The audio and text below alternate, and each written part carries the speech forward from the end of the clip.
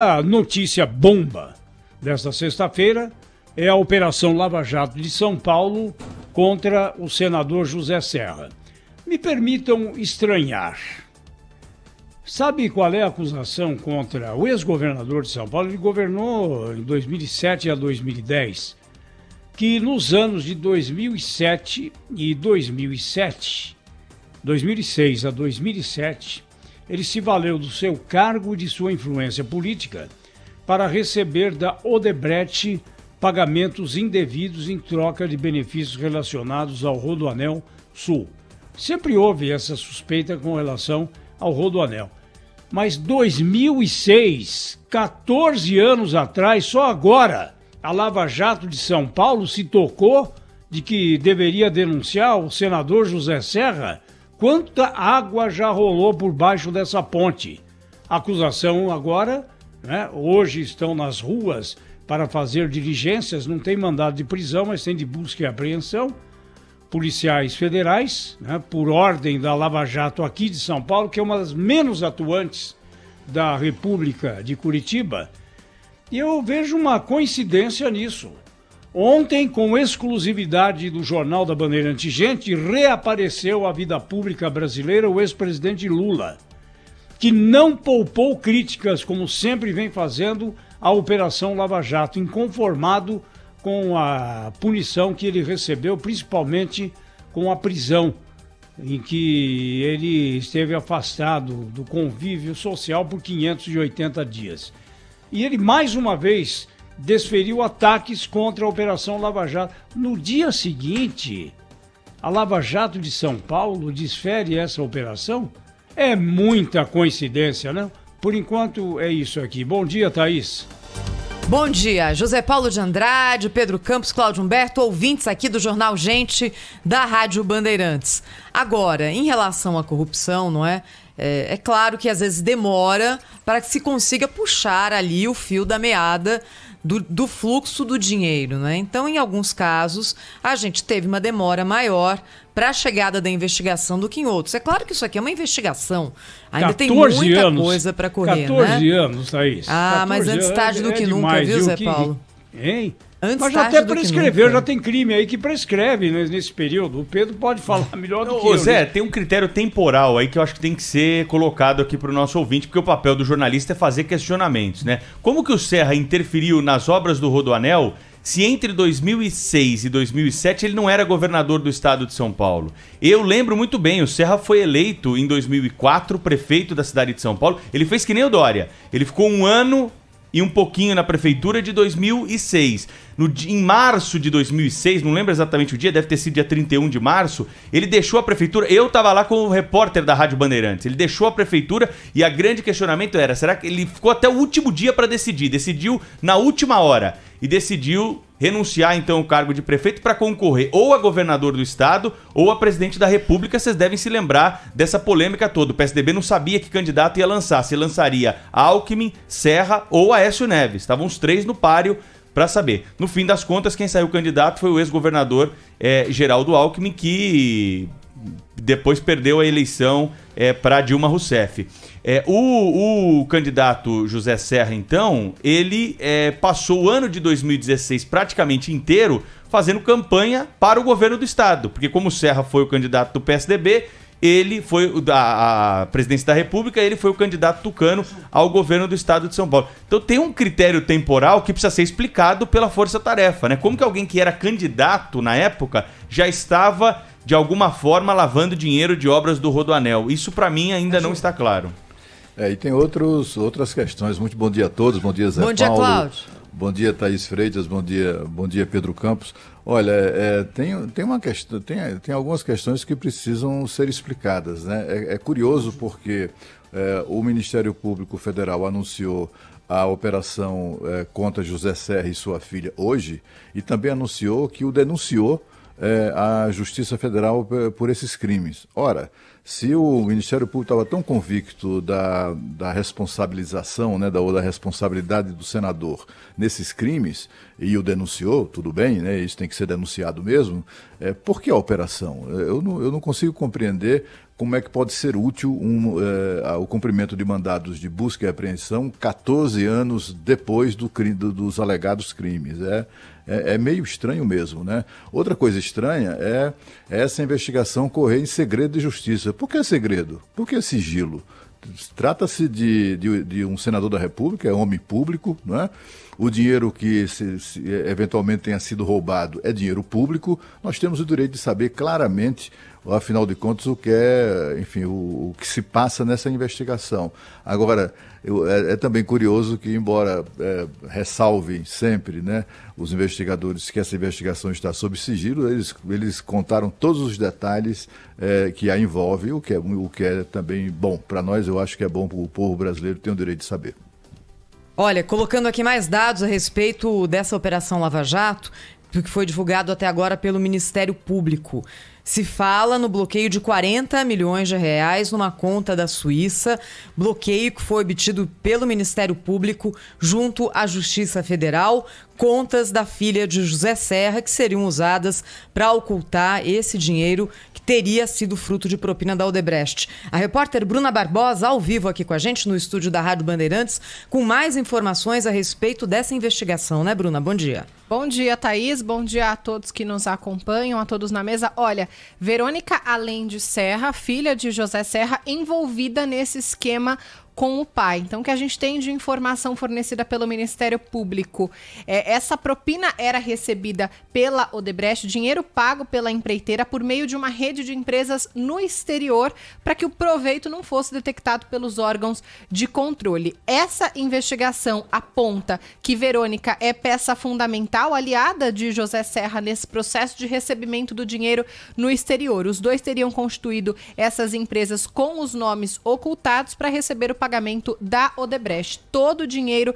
foi transferido para essa conta oculta na Suíça, por isso o bloqueio de cerca de 40 milhões de reais até o momento foi o que o Ministério Público pôde bloquear com as provas colhidas. Agora, há já um entendimento de que são milhares de reais envolvidos nessa operação. Por enquanto, apenas, né?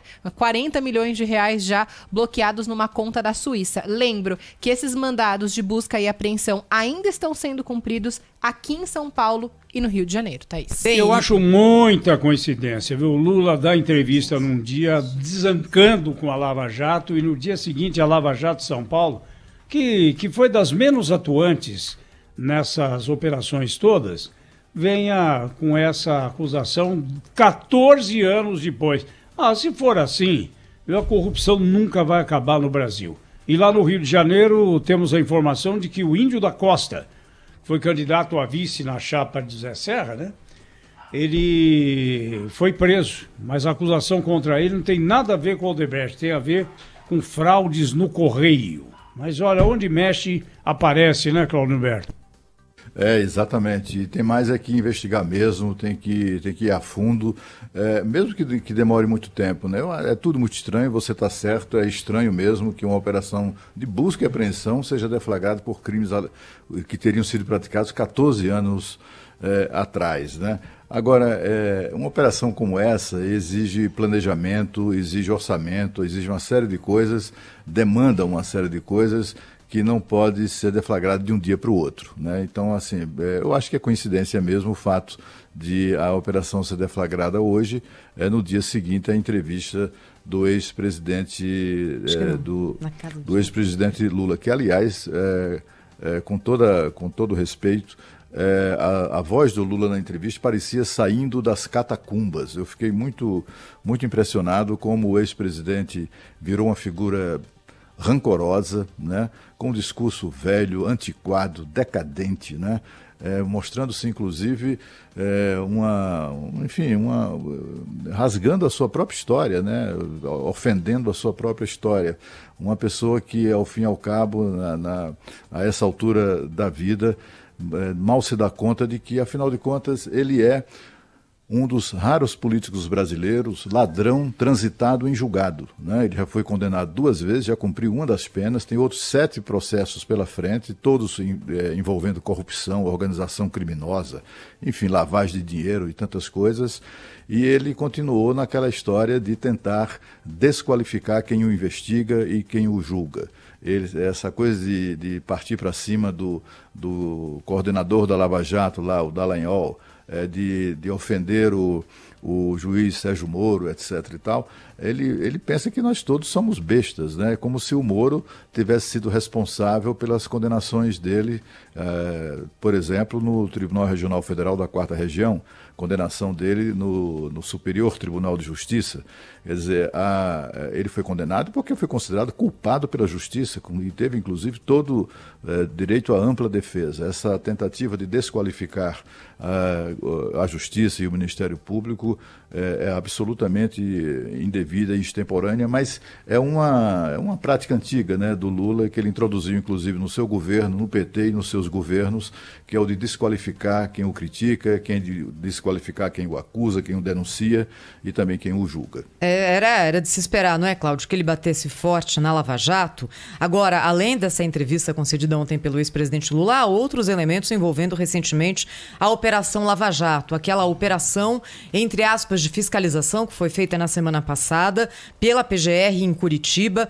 E no fim dessa nota oficial sobre a operação que envolve José Serra, tem aqui um momento alfinetada, que é o seguinte: em um momento de incertezas, sublinhando incertezas, meu sublinhado, a Força Tarefa Lava Jato de São Paulo reafirma seu compromisso com um trabalho técnico, isento e sereno. As investigações seguem em sigilo. Então é a Lava Jato dizendo aqui, olha, não adianta vir em cima de mim porque a gente vai continuar fazendo aqui a mesma coisa que sempre fizemos.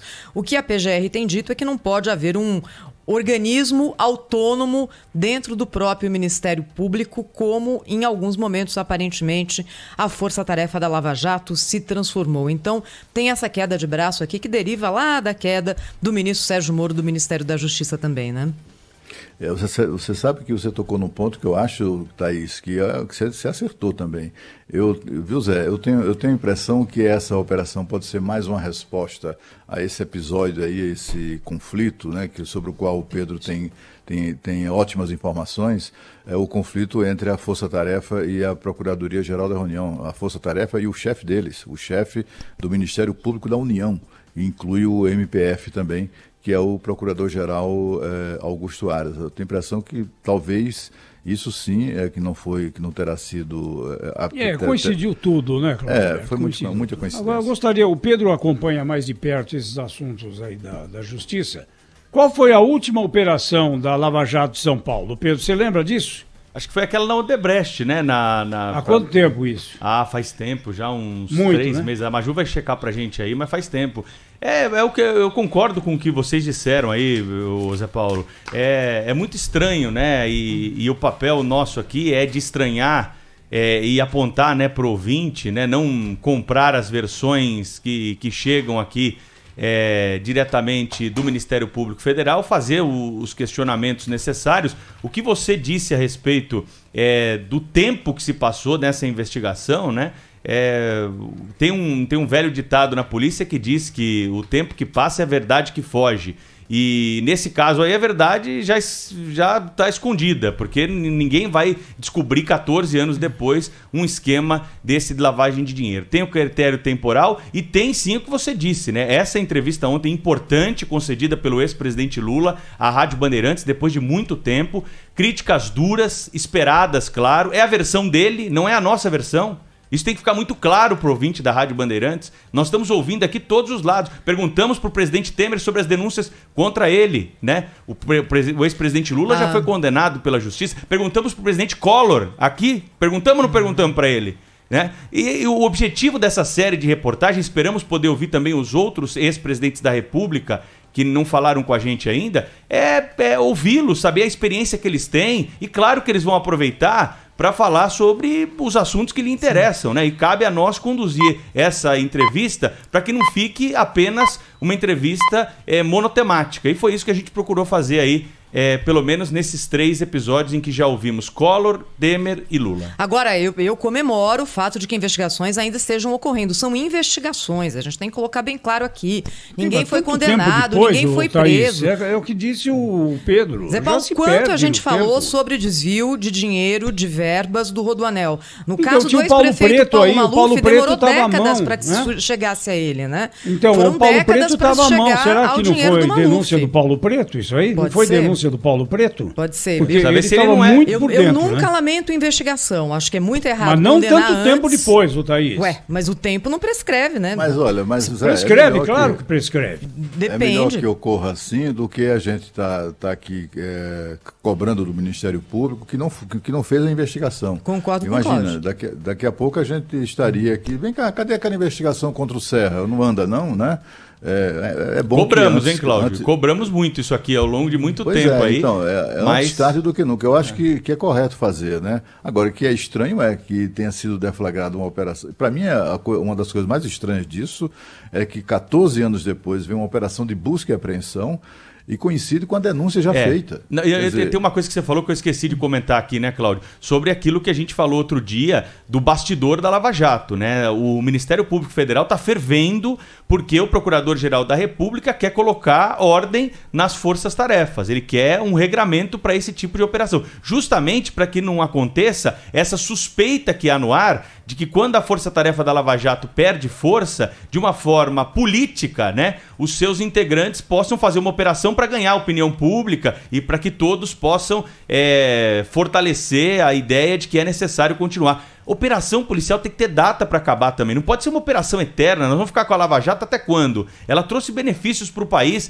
mas é preciso ter um cronograma ali do trabalho. Não é possível fazer uso político. Um procurador da República, quando vai para uma força-tarefa, ele para de trabalhar nos processos dele. Ele fica trabalhando exclusivamente nessa força-tarefa. É justo, né, que ele fique apenas a cargo de uma operação eternamente, né? Ou é preciso colocar ali prazo, estabelecer meta, estabelecer o fim dessa operação para dar uma resposta rápida à sociedade, né? Então, essas são as questões que estão por trás de tudo isso que a gente está vivendo. Agora é 8h17 aqui no Jornal. Gente da Rádio Bandeirantes também nas nossas redes sociais, em áudio e vídeo, no YouTube e no Facebook. Rede Bandeirantes de Rádio.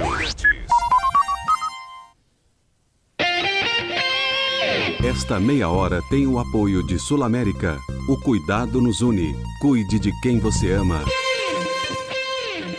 Não é de hoje que o cuidado da Sul América com você é completo. Quando poucos pensavam na importância da saúde à distância, a gente já oferecia esse serviço no app. E hoje ele evoluiu e está ainda melhor. Com Saúde na Tela, milhares de pessoas estão sendo atendidas por terapeutas e médicos de mais de 50 especialidades da rede credenciada Sul América. E o pedido de exame e receita médica chegam na tela. Acesse sulamerica.com.br/saúde na tela e saiba mais. São Paulo se juntou ao movimento Fique em Casa e agora precisa se juntar também a outro, o da economia de água. Cuidar de casa é cuidar da vida. Cuidar da vida é... Então, fique de olho na água. Tome banhos rápidos, feche a torneira quando escovar os dentes e acesse sabesp.com.br para mais dicas de economia. Enquanto você cuida da água, a Sabesp cuida de você. Sabesp, água. Sabendo usar, não vai faltar. Governo de São Paulo. Sempre se reinventando, evoluindo para transportar melhor. Produtos farmacêuticos, e-commerce, rodofluvial, internacional. E pela Aeropress, Braspress, a sua transportadora de encomendas em todo o Brasil e Mercosul. Trânsito. Oferecimento Braspress, a sua transportadora de encomendas em todo o Brasil. Em São Paulo, ligue 2188-9000. E PicPay, baixe o PicPay para pagar e parcelar seus boletos em até 12 vezes. Trânsito ruim agora pela Marginal Pinheiros, para quem vai no sentido de Interlagos, saindo ali do Cebolão, até um pouquinho depois da Alexandre Mackenzie, pela pista expressa a condição é pior. A fuga pela pista lateral vai fazer com que o motorista tenha um caminho melhor. Depois disso, vai tudo muito bem até o final do trecho, lá na região de Interlagos. Para quem vai no sentido Castelo Branco, tem trânsito lento na saída ali pela Nações Unidas até o Thales Marcondes Ferreira, tem lentidão na altura da Ponte do Socorro e tem uma ocorrência também na altura da Ponte Morumbi pela pista local. Depois dali, caminho livre até a chegada ao Cebolão. Este é o momento de levar seu negócio para a internet. Com a Local Web, você cria a presença digital da sua empresa e muito mais. Local Web, Big Tech para todo mundo. Jornalismo. Jornal Gente. Bandeirantes. 8 horas e 20 minutos para deixar bem claro para o nosso ouvinte, né? Talvez alguns não tenham entendido a posição. A Operação Lava Jato já tem mais de 5 anos. Ela derivou e tem esse nome exatamente porque a primeira denúncia ocorreu lá num posto que tinha lavagem de carros em Brasília. Por isso esse nome. Agora, operações contra a corrupção, essas sim, tem que ser permanentes. Agora, a Lava Jato já deveria ter acabado. Mas não acabou. Ela continua. A cada ponto vem lá uma denúncia para manter viva a chama que só interessa, né, a quem está envolvido diretamente nela e quer se manter assim, inclusive fora do alcance do próprio chefe, que é o Procurador-Geral da República. Agora, operações contra a corrupção que têm outros nomes, mas não mais Lava Jato, porque os fatos decorrentes daquela denúncia inicial, esses já estão plenamente superados. Exatamente, e o questionamento que a gente tem que fazer aqui é do uso político, né, dessa operação, que claro, já visto ganhou, o que aconteceu com o Sérgio Moro, né? Ganhou notoriedade. Isso aqui não é comprar discurso de ninguém, isso aqui é fazer ponderações. Em relação ao que o ouvinte pode pensar aí sobre o ex-governador de São Paulo, José Serra, né? Claro que as investigações, elas são válidas, elas vão chegar a algum caminho. Agora, é preciso também pontuar o momento em que as coisas acontecem, né? Porque agora... Por que nesse momento? Por que essa diferença temporal num ano em que o governador não estava à frente ainda do Palácio dos Bandeirantes? São questões que vão ter de ser esclarecidas aí por essa denúncia. É uma denúncia, precisa saber se a justiça vai... o que a justiça vai entender dos argumentos que foram levados agora e se o atual ministro, o atual senador, ex-ministro da Saúde também, vai ser condenado por esse crime que também envolve a filha Verônica, né? E outra coisa, né? Dar uma resposta para quem se fala, só gente de esquerda que é condenada, né? E os tucanos? Bom, os tucanos já tiveram aí um ex-governador de Minas, né? Condenado, preso, o Eduardo Azeredo. Mas as pessoas, na hora de fazer a crítica, se esquecem mas disso. Tem tucano ladrão também. Então. Ladrão em todo lugar. Ué, não tem o Mensalão Mineiro lá? Só para lembrar que a semana passada teve Lava Jato também no Rio de Janeiro. E eu acho que em alguns momentos a Lava Jato de fato extrapolou. Houve algum momento em que os integrantes dessa força-tarefa estavam, entre aspas, se achando. Agora, não é que ela ficou parada esse tempo todo e voltou hoje em São Paulo. A gente tem tido operações da Lava Jato, a cada 2, 3 semanas, e é claro que elas são menos frequentes, porque o objetivo inicial da operação era a corrupção na Petrobras. Dessas investigações nasceram outras investigações, entre aspas, ali, derivadas, que foram feitas a partir desse momento, em São Paulo, no Rio, em Brasília e em outros estados. Então é claro que o frisson inicial da Lava Jato, quando se abriu ali a caixa de Pandora da Petrobras, não existe mais, mas ela tem sim atuado em outros estados. Agora é claro que no momento em que o Procurador-Geral quer cortar as asinhas da Operação Lava Jato, dizendo que, escuta, vocês estão indo longe demais, vocês não têm todo esse poder, o momento político tem que ser considerado sem dúvida para essa operação aqui. A Lava Jato, ela, como bem ressaltou o Zé Paulo, começou para investigar e descobriu que havia um esquema de corrupção dentro dos governos do PT, né? Houve lá provas abundantes de que havia um esquema, né? E essa condenação não é só de primeira instância, é uma condenação que já chegou, em alguns casos, ao Supremo Tribunal Federal. Figuras do partido se envolveram no esquema com empresários, né? Para fraudar licitações e tudo isso que a gente assistiu. Agora, outras investigações sobre casos aí também de corrupção dos estados seriam muito bem-vindas, né, para a gente combater esse que é um mal dos nossos tempos aqui no Brasil, que é o desvio do dinheiro público, né, essas negociatas todas. Agora, tudo isso tem que ser Lava Jato? Essa que é a pergunta que a gente faz aqui, né? Para refletir junto com o nosso ouvinte. Porque, nesse caso específico, deu-se um protagonismo para esses procuradores da República e eles aproveitam essa situação para agir de forma política, né? E fazer manifestações em suas palestras. Cobrar palestras, né, Pedro? Cobrar palestras. Fazem um uso político, né, Zé Paulo? E com proveito próprio, não proveito público só. O proveito público o exemplo maior foi é o trabalho. Luiz Sérgio Moro, né? Ele não poderia jamais, depois de condenar Lula, que seria o principal candidato à eleição em 2018, ir participar de um governo oriundo exatamente dessa ausência de um candidato que era tido como favorito. Ele não poderia jamais ter feito isso, fez. Mais ou menos, e deixou muita dúvida no caminho quanto a isso. Deve se arrepender, né? Mas a candidatura do Bolsonaro não era levada a sério nem mesmo um mês antes da eleição, quanto mais naquele período, né? Não há nenhuma relação entre a condenação de Lula por ladruagem e a aceitação do convite pelo Sérgio Moro. Ele tem todo o direito, né, Cláudio? Ele quer largar a mão de ser juiz, isso eu acho que ele tem todo o direito. Agora, fica essa pulga atrás. Parecendo que foi um prêmio, né? Porque ele foi combinado isso, né? Você condena o Lula e vai ser ministro.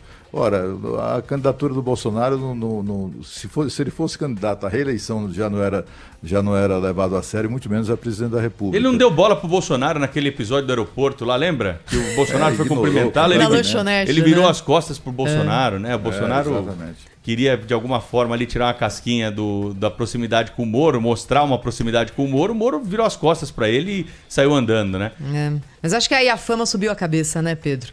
Você é convidado para ser super-ministro, né, Zé Paulo? Super-ministro da Justiça e Segurança. Dele, ele já tinha demonstrado isso. Ele estava gostando muito de aparecer. Nós criticamos ele aqui no programa. Ele estava gostando de aparecer. Ele tem pretensões políticas, né? Ele tem pretensões políticas. É exatamente isso. Ele fez a opção pela carreira política. E ele não pode ser recriminado por querer ter pretensões políticas, ué. Ele abandonou a magistratura para isso. Ele teve uma participação direta nessa eleição. Teve uma participação direta. Ele tirou da eleição exatamente o candidato que era o favorito. Quem tirou foi o Supremo. Quem tirou foi exatamente. A partir da acho que quem se tirou foi quem cometeu o ato ilícito, né? A gente não pode culpar o juiz por condenar alguém que fez coisa errada. Ele interferiu, né? Sim, na eleição. Não tem a mínima dúvida disso. Ele foi se beneficiar depois. Não dá para dizer assim. O que interferiu foi a ladruagem do Lula, né? Ele roubou e foi condenado, né? Sim, tudo bem, ele foi condenado. Só que o juiz que condenou não poderia depois sair para ser ministro de um governo que se beneficiou da ausência do Zé Lula Paulo, na eleição. Se a gente for levar o pé da letra, quem tirou o Lula do páreo foi o TRF4, porque a lei da ficha limpa só vale para condenação após segunda instância. É ali que ele perdeu os direitos políticos. Depois o Supremo confirmou isso tudo. Quer dizer, teve recurso, teve ampla defesa. Dona Lindu, hein? Dona Lindu também se mandou mal, porque afinal de contas o presidente que filho dela acabou sendo condenado por roubar o país, né?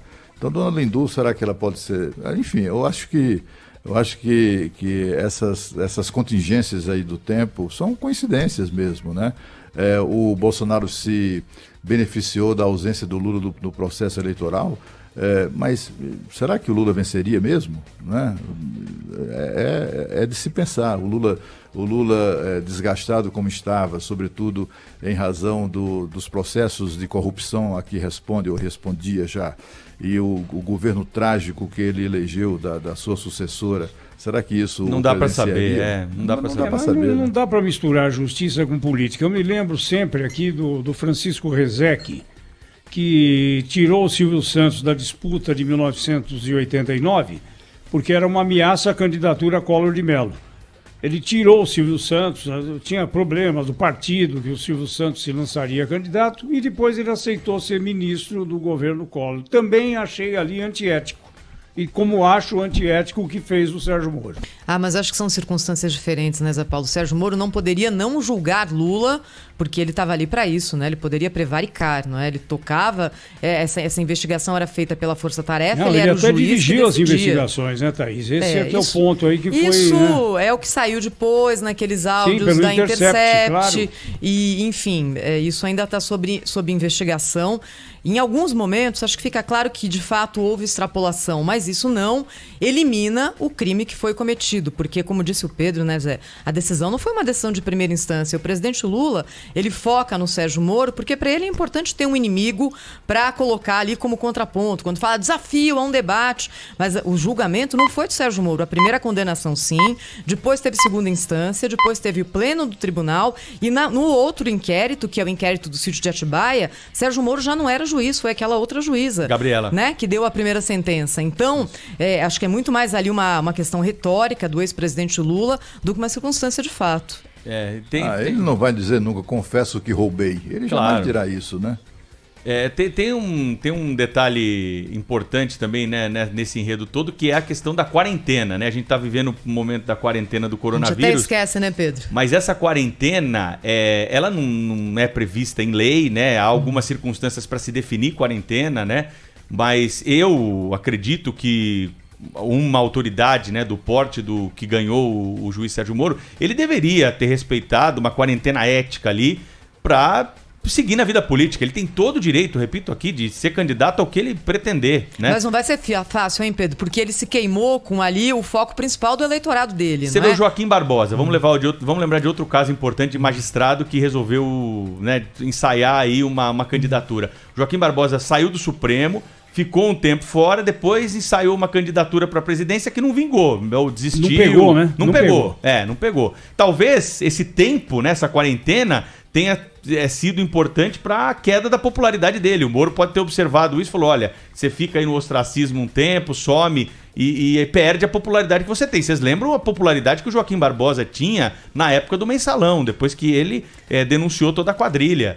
Então, essas pessoas menos experientes em política acham que vão ser eleitos pela pesquisa do Datafolha, entendeu? Exato. Aí o Instituto de Pesquisa bota o cara lá nas alturas, ele começa a se achar o máximo, ele começa a se achar o próprio presidente eleito, né? Só que a vida real é diferente, né? E aguentar uma campanha, né, Cláudio? Campanha não é fácil, né?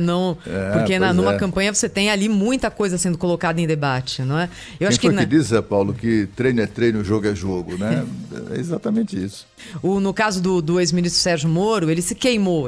Evidentemente que o lado mais à esquerda jamais vai votar em Sérgio Moro, porque ele é ali elencado como inimigo número 1 pelo ex-presidente Lula. Então, ele já perde essa parcela ali do eleitorado. Agora, com a saída tumultuada do governo Bolsonaro, ele também perde essa outra parcela. Então, um candidato que sai ali já tendo limites claros em não entrar em dois focos importantes do eleitorado, vai ter dificuldade. Ele vai ter muita dificuldade. O Joaquim Barbosa, como o Sérgio Moro, né, ele achava que ia deixar o Supremo e assumir, ia atravessar a Praça dos Três Poderes e assumir. Ia ser tão fácil quanto isso, né? Só que ele, por exemplo, que ele tinha feito declarações peremptórias contra todos os partidos políticos e que tudo era a mesma porcaria, não sei o que e tal.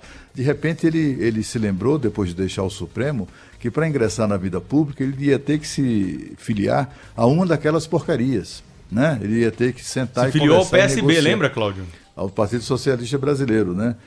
Mas só que isso demandou um tempo enorme até que ele se filiasse a esse partido, né? E aí, no próprio partido, as pessoas já o receberam, ofendidas que foram com a avaliação que ele tinha feito dos partidos de uma maneira geral, ele generalizou mesmo, né? E ele já foi recebido ali com uma certa, sem muito entusiasmo, né? E aí ele percebeu também que havia uma briga política interna, haveria uma disputa política interna naquele partido, como haveria em qualquer outro partido, para ele consolidar qualquer projeto político, né? Aquilo demanda negociação, paciência, né? Não é a entronização que ele imaginava. E eu acho que o Moro, eu não consigo ver o Moro negociando esse tipo de coisa, espaço em partido, né? Tendo a humildade de sentar e dizer, olha, você vai começar por baixo, quem sabe, em vez de disputar ali a presidência, não era melhor disputar primeiro o Senado, ganhar cancha, entendeu? Aí ele vai começar o Senado, mas o Senado não, né? Eu não sei se esse negócio de ser senador, eu vou sentar no plenário ao lado de quem eu processei, condenei, né? Enfim, é tudo muito diferente. Esses magistrados, eles acabam empolgados demais com pesquisas de opinião, com as manchetes, com os tempos das entrevistas, dos holofotes, etc., e ficam achando que serão entronizados se deixarem a magistratura para entrar na política.